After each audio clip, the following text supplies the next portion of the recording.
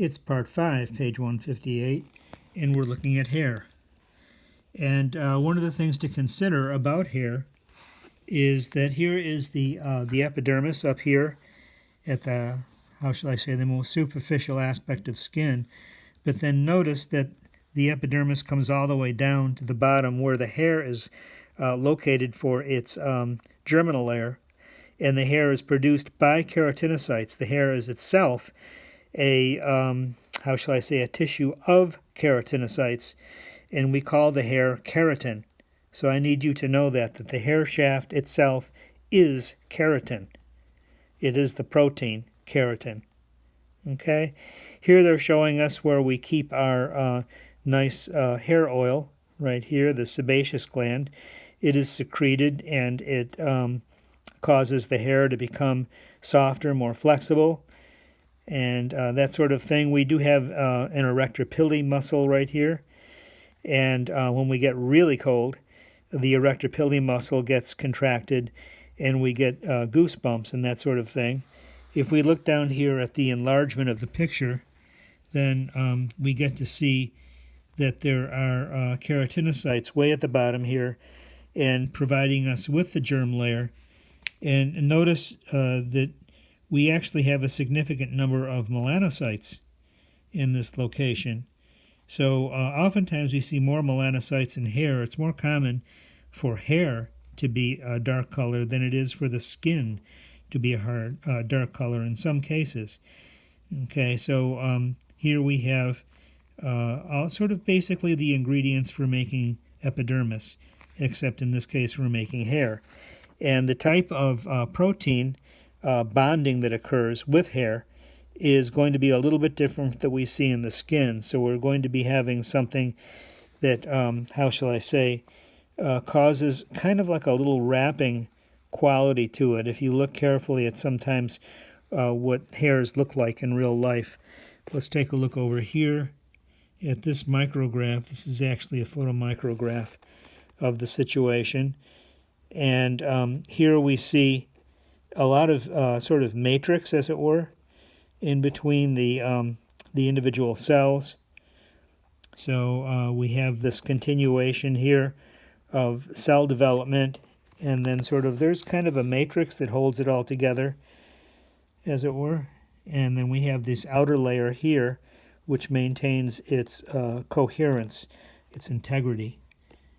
Okay, all the way out this way. Now, these we very quickly get to essentially cells that are not living anymore when we get out a little ways like that. And so that's an important thing to note. Regarding the types of hair and hair growth, by the way, not all hair is round. Round hair means straight hair. Okay, if we have a little oval shape to it, then it's got a wave to it. If it's got a more flat shape to it, then it is very curly. And so as the shape moves away from perfectly round to a sort of more ribbon-like development, then we're going to go from straight to wavy to curly. Okay, so there's that's going on with hair in terms of its format. Okay, another detail here is the types of hair and hair growth. There's going to be vellus hair as well as terminal hair. So vellus hair is where hair is somewhat fine, pale. It hasn't really gone along too far. And because of the nature of development, females do not normally produce very much in the way of terminal hair except on their heads, axilla, inguinal regions, perineum, so on. But in general, females have mostly vellus hair. There is exceptions to the rule. Some women have really well-developed hair, terminal hair on their legs and thighs and so on, but generally less so than do males. And then they never have hair, generally speaking, on the face or the chest, but there's exceptions to that rule as well. So that's the idea here, is that vellus hair is the hair of childhood and also female development in large measure. And then terminal hair is more common to males, and males will produce a lot of facial terminal hair and terminal hair more on chest areas and things like that. Okay, so that's the idea. And they talk here about hirsutism.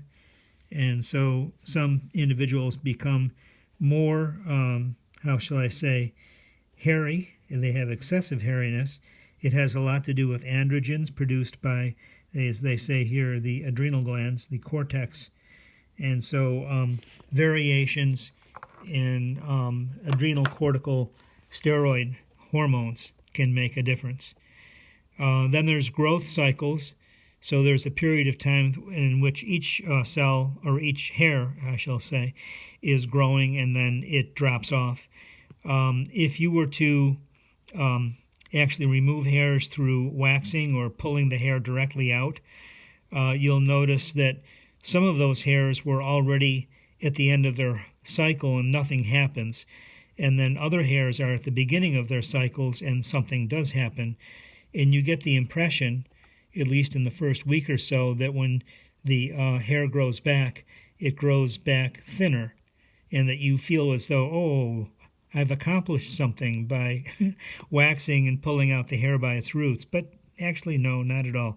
If you wait long enough, a month or two, you realize that, oh, you have the same luxuriant growth that you originally had. And so it turns out that the only way you can actually remove hair permanently is through electrolysis, or in some cases using lasers that act upon dark colored hair. Light colored hair, no cigar. Sorry about that. But if you have really, really dark hair, it is possible then to permanently remove it with laser treatments. Then there's the issue of hair thinning, and alopecia is actually something that is connected with the X chromosome. Males only get the one X chromosome, so they get no cover from two chromosomes. When females get to have two X chromosomes, so there's a mosaic display, and so women's alopecia is never as profound as males for two reasons. One is that they get two X chromosomes. Now, maybe you get a double dose of alopecia, so that's no help. But it turns out that a great deal of male pattern baldness has to do with a type of testosterone molecule called DHT, dihydrotestosterone. And that's something that's produced in males at a certain age, particularly at maturity. So even as young as mid to late 20s, males can begin to have male pattern baldness, whereas females might have to wait until they're 60 to actually see significant baldness occur. Okay, not that anyone is looking forward to it necessarily, but males get it earlier because they have the testosterone that goes with the complete baldness development. Okay, so there's that idea right there. There are some chemicals that can block that, but the results can sometimes have side effects, so why go there? They're talking about that here. Okay, so hemoglobin imbalance, homeostatic imbalance. They talk about here the rare condition in which alopecia areata occurs.